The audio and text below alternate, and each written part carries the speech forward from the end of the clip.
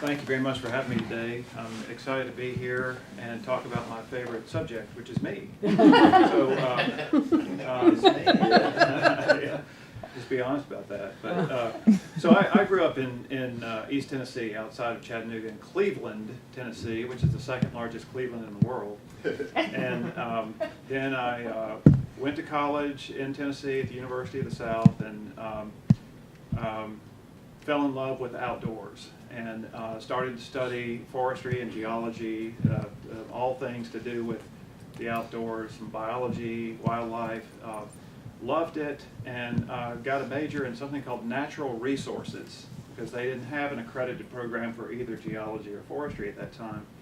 And my emphasis appeared to be forestry. So I ended up going to graduate school, got a master's degree in forestry, and I was going to become someone who would look at your forest, learn from you what you wanted to do with it. Did you want to produce timber? Did you want to enhance wildlife management? Is it aesthetics? Is it sense of place? What is it that you want from your land? And I would advise the landowner what to do with it, what activities to initiate in order to achieve their goals. And that is called a consulting forester. So that's what I wanted to be. And when I got out of graduate school, I was laden with some debt and looking for a job, and I found a few job offers that with consulting forestry firms that was going to put me out in the woods cruising timber, as they say. And that's an hourly wage, and it didn't appear that it was going to be able to sustain. I was able to do some very rudimentary math and figure out that wasn't going to really do well for me immediately. So with the urging of a few key people, I opened my mind and took advantage of the fact that our forestry school had changed its name while I was there to the School of the Environment. And I thought that was a really bad idea at the time. And then I was able to say, well, yeah, I went to the School of the Environment. Therefore, I'm an environmental expert. And I got a job at the NASA facility that used to be in a place called Iuka, Mississippi, which I had never heard of. And so I moved over there and worked for 4 years, and then Congress shut the whole thing down. And during that time, I got married to a woman from Texas who had lived in Houston, San Antonio, and Atlanta. And I told her, hey, we're going to live in Iuka, Mississippi. And that went over like a lead balloon. So she found Florence, Alabama on a map and said, I'll bet they have an aerobics class there. So we moved here and immediately fell in love with Florence. Just a neat place, had a buzz about it. People were nice. We met a lot of folks. She ended up working for the First National Bank of Florence, and which is now SunTrust. And she worked in the commercial department, and I was driving to the NASA facility every day. Then it shut down, and I was given the typical severance package. Here's some money. And so I was sitting here, we didn't have any kids, she had a job, she had insurance. I thought, you know what, I've always wanted to be a consultant. I wanted to work with people. So I decided to become an environmental consultant. And my office was at the top of the stairs, first bedroom on the right. And I bought a computer, and that was it. I sat around, I didn't know what to do, started talking to people, and the bank actually hired me on a couple of occasions. When they make loans on commercial properties, they have to do environmental assessments, and did that a little bit, and decided to come up with a name. And every name that we would come up with for our company, which was me, had already been taken. So laying in bed one night, we were going over names, and my wife came up with Geo-Source. It's like geography, you know, geo, the world, source, resource, because I wanted to merge natural resources and environmental stuff. So that wasn't taken, and we were able to get that name. At about that time, my college roommate from 3 years, his mother died. So we reconnected, and he was telling me he just didn't like what he was doing, and I encouraged him to come up here and work with me. We'll get something going. We'll kick it off the ground. Mind you, I was 28 years old, had no kids. My wife had a job. My wife had insurance. You know, it's easy to make decisions that are risky when you don't have those kinds of dependents. So he came up here, and we did our first project, which required making a report on the dining room table. And we went out to an office supply store, probably PSI, and bought this little contraption that would bind up a report, a comb binder, and paid like $40 for it. It was an enormous expense, and we did it on the dining room table. We were so proud of ourselves. And then we realized we couldn't work in my house anymore. That just didn't make any sense. So we started talking with David Mullendorf, who is on the board of the Shoals Entrepreneurial Center. And he encouraged us to apply, and they required us to do something awful, which was create a business plan. And that was almost as bad as going through comprehensive exams in college. You know, making a business plan requires you to think. So we went through that exercise, and it was a great one. We moved into the Entrepreneurial Center and enjoyed working there for 5 years. That's the term of the time we were allowed to stay. And at the time, they had gotten a bunch of new furniture from Hahn. I don't know if it's still there or not, but it's still there. But we had to put it together, which was fun. And but we instantly had a fax machine. Instantly had a little mail slot. Instantly had someone that would answer the phone and send it down to us. So we felt legitimate, and it was great. And we stayed there for 5 years, and then moved out. Now, I'm going to tell you this: I would have gone out of business immediately had it not been for the greatest talent that I ever had, which was luck. Somebody from my graduate school days was working for Southern Natural Gas in Birmingham, which at that time was pushing out some environmental software to their field personnel, and they needed a body to do that. It didn't, you know, I told him I don't know much about compute, you know, whatever excuse I could come up with, he didn't care. He just needed a body, and found me to be available. So I came down there and started working with them, had a kind of a physical office in their building, and it did something amazing for a consulting, a services-based company. It provided a monthly revenue. And if we had not had that contract to have monthly revenue, we would not have made it. Because our company, which provides environmental services, is typically project-based. Someone hires us to do something. It requires a scope of work. We have to come to an agreement with what that scope of work is, and for the fee, and for the schedule, and get it done, and then get paid. And sometimes getting paid is one of the hardest parts of the whole equation. But those projects can be big, they can be small, they can go a long time in between without any revenue. So this monthly source of revenue was key in getting us off the ground. And had we not had that, we may not have lasted. So everything was going fine, it was looking great. We had all these plans, we added personnel, we got up to 6 people very quickly. And that turned out to be a bad idea. My efforts to grow quickly have always been a bad idea in hindsight. So most of those people went away, and something happened in 2000. Southern Natural Gas was purchased by El Paso Energy, and they no longer required our services. So we were back to the project-based stuff, but by that time, the guy that came up to be my partner had met folks from the city of Florence, met folks from some of the local industries, and even some of the surrounding municipalities. And we began to get some project work that came along. And at that time, this was the late 90s, there was an EPA requirement that all underground storage tanks had to be brought up to current code or removed from service. So there was a lot of work going on with gas stations, and I didn't realize at the time how risky that was. Not just from a safety standpoint with explosive fumes, but with your name being on the line, the things that you say were done, and contamination that you said was not there, might have been there. And I now know all of the things that could have gone wrong, and may actually have gone wrong, but nobody ever will know about it because it's underground.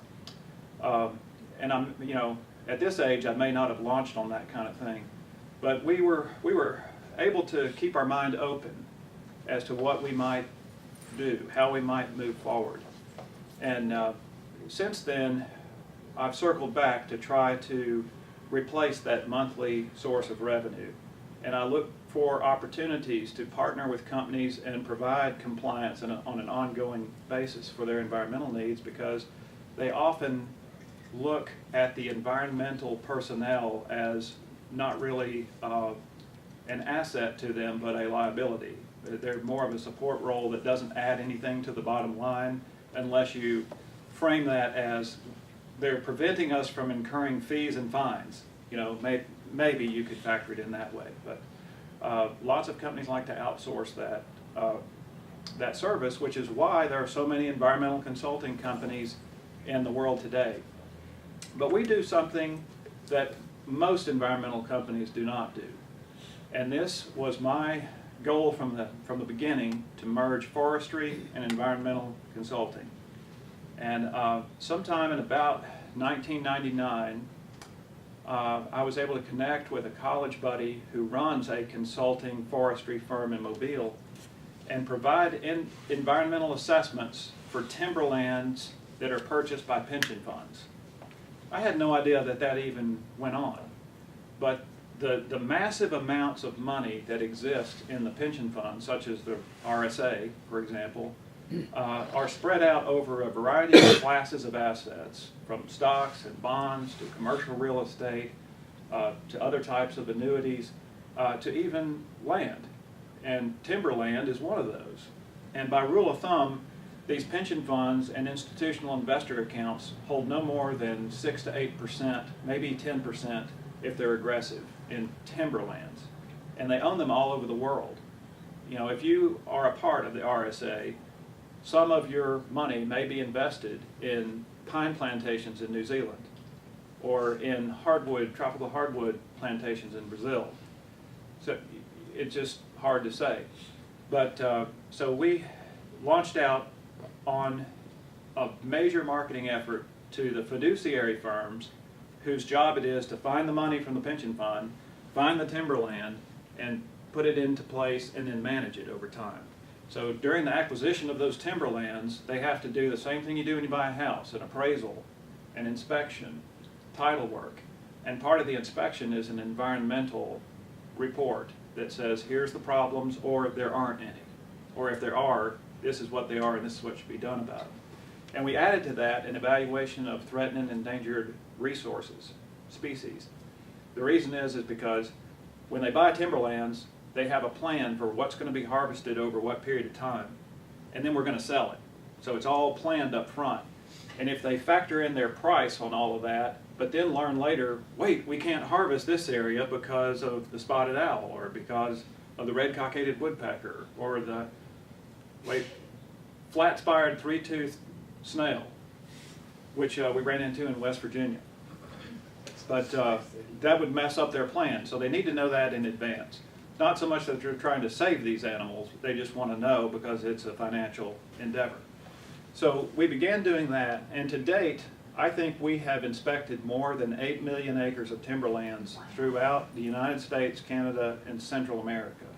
We've had 2 projects in Belize, we've had 1 in Costa Rica, 1 in Panama, 2 in Canada, and we just in 2015 we worked in Washington State, Maine, Florida, and East Texas, Oklahoma. We can't get to Arizona and New Mexico because most of the timberlands there are owned by the federal government, the Bureau of Land Management. They're not really privately owned. But so most of our customers for that line of business, which is about 70% of what we do, are located in places like Atlanta, New England, one's in Jackson, Mississippi. We have some on the West Coast. They're not resident here in Florence. We had to be open-minded about where we're willing to go, what we're willing to do. And the other thing that I'd like to tell you about our company, which is located on North Court Street, about a half a block from the Starbucks at UNA, is that we still have my partner from South Alabama, my former college roommate, and myself. We have 1 person that's full-time employed with us to do mapping work, because what we find in the woods in Maine or Washington State has to be mapped, and it has to be accurate. So we have a relationship with UNA's geography department to take interns from time to time, and they help us with those mapping needs. We had an office personnel who recently left, and we're probably going to have to refill that position, but 4 people is about all we're going to sustain right now. The rest of our personnel resources are outside. They are people who work for themselves. They're largely over 40 who would rather kind of work on a project basis and then go do whatever it is that they do for fun. And that's worked very well. Sometimes you run into someone who you can't really work with and you have to tweak that a bit, but it seems to be all about relationships. And if I could tell you anything about how this has gone a little more smoothly and a little less rough, it might be because we've been open-minded about how we're going to operate, where we're going to work, what we're going to do, and who we're going to work with. But the key, and I've said this before when people have asked me, what do you attribute staying in business to? And it's the idea of something very simple, which is that you just do what you say you're going to do, and you do it on time and within budget. And if you just do those simple things that are sort of expected anyway, you'll never want for work. I don't know why, but people have such a hard time completing their tasks and completing them on time and doing them for what they said, the price they said they were going to do. If you've ever hired people to work on your house, you find that often they don't come on the day they said they were going to come, and you think, I'd hire you again in a minute if you'd just show up, So things that are very simple and we might take for granted are the things that are truly valued. So if I'm willing to take somebody's call over the weekend and talk it out with them, or spend a little extra time on the internet researching something for them, it makes all the difference in the world. That's just customer service. So we just celebrated our 21st year last July, and this was supposed to be something I was going to do until I found a real job, and I still haven't found a real job. But I think I'm going to shut up, and if you have any kind of questions or comments as to what I did wrong, I would be happy to take those at this time. Yes? So, tell me, you're operating this business here in Florence. It really could be anywhere, right? Well, it could, except for the fact that 30% of our business is regionally located. Okay, here but in you Florence. could have created that in any municipal region? We could have, and at the time that I was doing that work for Southern Natural Gas in the 1990s, the head of their environmental affairs department told me I was an idiot for not moving to Birmingham. Right. That we really needed to be there. But we just loved it here in Florence, and just thought it was a neat place to raise your children. And I grew up outside of Chattanooga, and now Chattanooga has become a destination. I mean, it is a cool town. And I've thought several times maybe I'll move back there, but a lot of the work we do is on timberlands in the southeast. So if I were going to move anywhere, it would make more sense to move south. And I have a hard time making that kind of decision. So we've just stayed here, and I think we've been as happy here as we could have been anywhere. Okay, that's good to know. Yeah. Is there anything different you'd like from this community? From this particular community, the Whole Foods.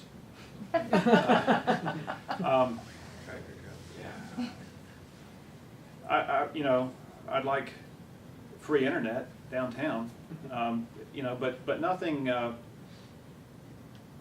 think there's enough industry here for me to survive with that side of our business, and I don't know if I'm answering your question the way that you framed it, but I'm pleased with the community, and we love the buzz that's going on here.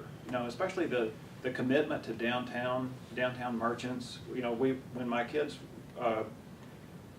were entering school age, we moved out to the suburbs from our home in downtown Florence, and instantly regretted it. So we ended up buying an old house here on North Court Street to put our office in so that we could be closer to UNA, closer to downtown. I want to hear the lion roar. I want to walk down to Rosie's or whatever. So it just has been more better for us. Good. So are you finding that more people want to be contractors now rather than employees? Oh gosh, yes. But still, here in Florence, it's still a bit of a small town. People are still looking for good jobs. You know, so you know, I interact with a lot of employers of small businesses who complain about employees. You know, they just don't want to work. You know, blah blah blah blah blah blah. But I think a lot of people have the idea that they could work for themselves, that they might be happier working for themselves. And many people do that for a little while. And then they go back to working for someone else because you don't work 8 to 5. I mean, everybody probably already knows that, but I bust my ass to work, and I have for 21 years. And I don't take vacations. You know, if we do, it's because it's a family reunion. And you know, I just turned 49. So I'm starting to think I need to really start doing some exercise, eating well, all of this, because it's a hard road being a consultant and working for yourself. But you know, when I was 28 years old, I'd already been laid off twice through federal programs, and my thought at that point was, I mean, I can put my own self out on the street. You know, I don't need a government to do that. I can screw this up all by myself. And you know, at times I did, but you know, I was able to get that How up. did you market your service at the very beginning? Were you just cold calling, or, I mean, you had the one gig with the power With the gas company. gas company, Yeah. but I mean, how did you let people know this is what you were doing? Yeah, that's a good question. Remember, my wife was working at First National Bank of Florence, and at the time, this was 1994, 1995, that place was a buzzing city. When you went into the bank down here, I mean, I remember at Christmas time, they had like a whole school choir up the escalator singing. You know, we come into, you know, just city everywhere, parties, just all kinds of stuff. And now it's kind of a ghost town in there. And I like to say you can't sling a dead cat in Florence without hitting an ex-First National Bank employee at any of the other banks, because they've all kind of scattered, and probably still drawing, you know, a paycheck from there too. But while she was working there, we had a lot of ability to meet people. She was in the commercial department and running around with the lending officers to all of the local industries, and I was learning some names that way, meeting some people that way through her contacts. And for years and years, people didn't really know me other than at church because I was driving to Iuka. And when I got back here, I would introduce myself and they'd say, "Are you Good's husband?" And that's how I was known for a while. But so that was very helpful, and I did do some cold calling. And I remember a local, fairly prominent businessman calling me up one day, and in hindsight, I think it's because his wife made him do it, calling me up and saying, "All right, you're an environmental guy, and I own a company here. What can you do for me?" And I didn't know what to say. I didn't have that rehearsed. I didn't know how to just jump into that. I didn't know how to ask questions. I just said, I don't think I can help. Click. Then I ran away and cried. But I did have to do some cold calling, and I did have to learn how to get myself ingrained. And I've always been accused by those closest to me of being a major people pleaser. So, you know, it would just kill me if somebody thought I wasn't doing a good job for them. And part of that, I think, has driven me to do the best I can for my customers. And over the years, that has probably served me well in repeat business. You know, it may have served me poorly in other ways, in bad decisions and personality issues. But we have enough repeat business now that we don't spend anything on marketing except for what we're forced to. And by that I mean, you know, we can't not give money to the school to be in the football program, and we can't not give money to this, that, and the other, and we're happy to do that, but we don't spend any money marketing because we have often more business than we can do.